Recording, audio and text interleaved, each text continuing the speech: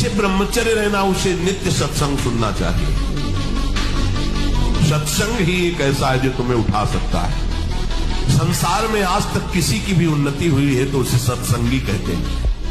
और ब्रह्मचर्य रहने के लिए कम से कम 2 बार सर्वांग स्नान अत्यंत आवश्यक है।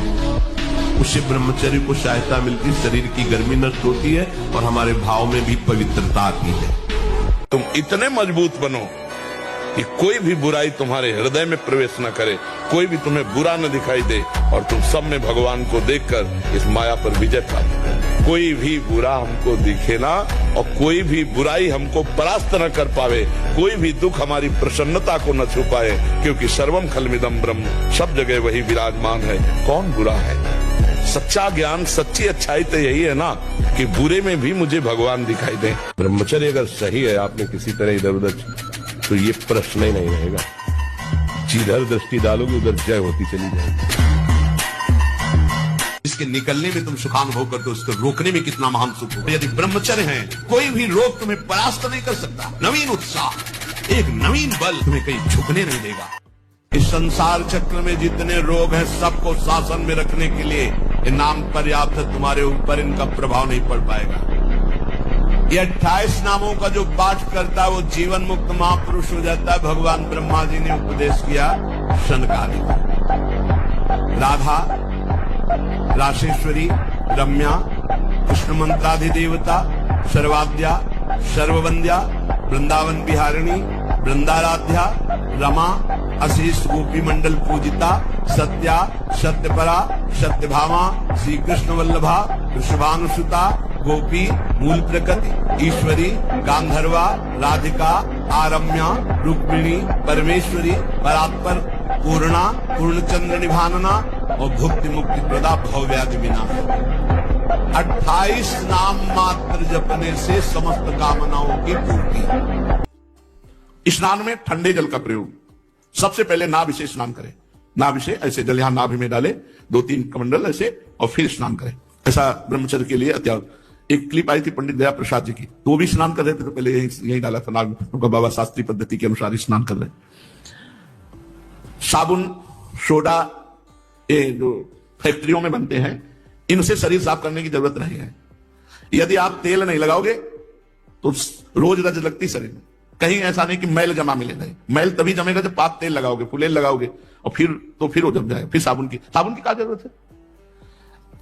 अगर जटा साफ करनी है, जैसे रीठा है, ऐसे पवित्र चीजें हैं, इनसे साफ कर लो। या भाई कोई पवित्र आते हो ऐसे पदार्थ, तो भाई साफ कर। अब महाकुआ साबुन लगा के ब्रह्मचारी, रजोगुण चढ़ेगा, काम भावना जागृत होगी, भजन। अरे इससे लाभ हटाना भाई, इससे लाभ हटाना। त्वचा स्वयं साफ रहेगी यदि आप तेल मालिश नहीं करते। अब तेल की जरूरत क्या है? जब ब्रह्मचर्य है तो तेल की जरूरत क्या है? ठंडे पानी से नित्य नहाना ब्रह्मचारी के लिए अत्यंत आवश्यक है। सर्दी अब शुरू नहीं हुई हो, गीजर से स्नान शुरू हो गए, साधना हो रही। ये सबसे बड़ी क्रूरता अपने साथ तुम कर रहे हो। यदि हस्त क्रिया के द्वारा अपनी जीवनी शक्ति को नष्ट कर रहे हो, आपकी नस नाड़ियों से जीवनी शक्ति निचुड़ रही है, ये तुम्हारा नाश कर दे। इस क्रिया से जितनी हानि उठानी पड़ती है वो हम वर्णन नहीं कर सकते। ये घबरा के कि मैं क्या अनुष्ठान करूं, दुख दूर हो जाए, ये आओ दुख, मैं अनुष्ठान करूंगा, भगवान प्राप्त हो जाए, तुझे मैं भोगूंगा, तुझे मैं भोगूंगा। जहां एकांत होंगे, मोबाइल हाथ में, वो आपको दुर्गति करने का बहुत बड़ा साधन बन जाएगा।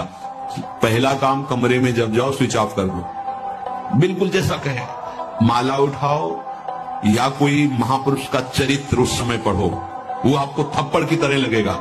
और चरित्र पढ़ के उसी के चिंतन करते हुए सो जाओ, या माला लेकर के जब करते जब नींद आए तब सो जाओ। कोई ऐसी चेष्टा मत करो जो तुम्हारे उत्साह को, तुम्हारी जीवनी शक्ति को नष्ट करके नरकगामी बना दे। बहुत बढ़िया अवसर मिला है, निकल चलो प्यारे। बार बार आप देख रहे हो कि आपकी दुर्दशा कर रही चेष्टाएं, आप जो कहते हो मैं छोड़ नहीं पा रहा, उसका कारण है आपका निश्चय। आप निश्चय ठीक नहीं। आप किसी भी तरह अपने ब्रह्मचर्य के नहान होने दें। हनुमान जी को कोई परास्त क्यों नहीं कर पाता था? 2 कारण थे।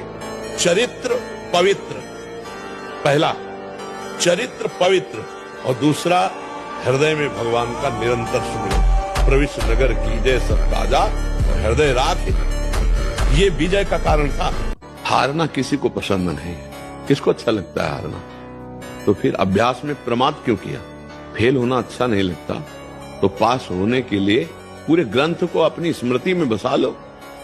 सारी सामर्थ्य आपके अंदर, पर पढ़ने में मन नहीं लगता, भोग विलासिता, गंदी आदतें, तो स्मृति खत्म हो गई। अब क्या करोगे? तुम्हारे शरीर में अगर ब्रह्मचर्य है, तुम्हारे शरीर में अगर व्यायाम की स्फूर्ति है और अभ्यास है, तो किसी भी मार्ग में जाओ, विजयी ही विजयी रहोगे। जब कोई भी ब्रह्मचारी, कोई भी उपासक, कोई भी बैरागी, त्यागी महात्मा सोते समय असावधान हो गया तो उसकी रात्रि बहुत गलत जाएगी। खास जब आप सैया पे शयन करते उस समय असावधानी हुई तो विकार छा जाएगा, ध्यान रखना। आपका चिंतन गलत हो जाएगा, आपकी चेष्टा गलत हो जाएगी। जागृत में ना सही तो स्वप्न में। आप सावधान उस समय जरूर रहिए। मन को बहुत इसको हठपूर्वक भी न, नहीं तो कोई छोटा मोटा नहीं, इतना बलवाल है कि ये सब तुम्हारा बंद करवा देगा, पाठ पूजा सत्संग सब बंद करवा देगा। देहाती भाषा में अड़ियल घोड़े को बहुत प्यार दुलार से ऐसा बनाया जाता है कि हमारी एड़ी का इशारा समझ जाए। ऐसे मन को शास्त्र सम्मत अगर ये मांग कर रहा है तो इससे ज्यादा कठोरता भी बर्ताव ना करो, धीरे धीरे आगे चलकर वो निर्मल हो जाएगा। लेकिन शास्त्र विरुद्ध यदि कोई बात कर रहा है तब तो डांट देना, झट बहुत समय नष्ट करवा दिया है मन, अब नहीं। लेकिन यदि सात्विक कोई बात शास्त्र सम्मत कह रहा है तो उसकी बात सुन भी लेनी चाहिए, तभी वो आपके अधीन होगा। सबको नचाता है अपने अधीन किए हुए। हिमालय पर्वत को उठाना हम सहज समझते, लेकिन मन को वश में करना इससे भी कठिन माना गया है। प्रभु की कृपा बल से सहज में इसे जीत लेता है। कौन सा आसन करने से ब्रह्मचर्य ऊर्ध्वगामी होगा? अब जैसे अवस्था आपका ही प्रश्न है। अब ये नए साधकों के लिए होता है, आपके लिए तो मुझे लगता है कि इस विषय में आप चिंतन ही छोड़ देना चाहिए। क्योंकि नए साधक, अब जैसे ऊर्ध्वगामी के लिए सिद्धासन अत्यंत आवश्यक है। अब सिद्धासन के लिए महाराज का शरीर काम नहीं करेगा। अब सिद्धासन जो बाईं एड़ी है वो गुदा और मोत्येंद्री दोनों के बीच के स्थान में ठीक एड़ी ऐसे लगी हुई, और जो दाहिनी पैर की एड़ी है वो ठीक मोत्रेंद्री के ऊपर लगी होती है, ऐसे लगी होती है, और ठीक ऐसे बैठा जाता है। मेरुदंड बिल्कुल यही स्थिति होती है, और 2.5 घंटे 3 घंटे बिना हिले फट जाएगी जंगा, अभ्यास की हो ना हो तो। अब सुषुम्ना नाड़ी का संचार होता है, फिर वीर ऊर्ध्वगामी होता है। जहां हमारा मन किसी दृश्य को देखे हुए, किसी बात को सुने हुए या किसी क्रिया को, तो हम वो जब हमारा मन तदात्म होने लगे उस समय राधा राधा राधा राधा राधा उसकी सुने ना, वो सुनाएगा आपको, वो दिखाएगा आपको, वो संकल्प बनाएगा, उस समय सुने ना राधा राधा राधा राधा राधा राधा राधा, वो डिलीट हो। मनमानी आचरण करने के कारण, ब्रह्मचर्य ना रहने के कारण छोटे छोटे अवस्थाओं में बहुत ही दयनीय दशा है शरीर की, बुद्धि की, मानसिकता की। जब तक पाणी ग्रहण नहीं तब तक ब्रह्मचर्य का विधान शास्त्रीय विधान है, तभी गृहस्थ धर्म उनका बहुत सुंदर होता है। 2 लाइन बोला था, उसी में पूरा अध्यात्म है। छोटे बच्चों को या विद्यार्थियों को सबसे पहले ब्रह्मचर्य पर दृष्टि देनी चाहिए। सबसे पहले अगर ब्रह्मचर्य सुरक्षित है तो स्मृति, शरीर बल, सब बल जागृत हो जाएंगे। जीवन को स्वस्थ, विवेकपूर्ण और प्रसन्नता पूर्वक काटने के लिए, ये जीवन प्रसन्नता पूर्वक करें, इसके लिए ब्रह्मचर्य अत्यंत आवश्यक विषय है। प्रार्थना मान लीजिए, यदि आप जीना चाहते हैं सुख पूर्वक, किसी भी स्थिति में 20 वर्ष तक ब्रह्मचर्य नहीं टालना चाहिए। दोपहर की तपती धूप में पंडों की छतुरी के नीचे और रात्रि में वही घाटों, थोड़ी देर भिक्षुकों के बीच में बैठ जाना, जो मिला मिला नहीं तो हर हर महादेव, शांत। ब्रह्मचर्य और संयम का बड़ा बल होता है। कभी निराश, हताश और ऐसा नहीं कि चलने लायक नहीं, ऐसा कभी अनुभव जीवन में नहीं हुआ।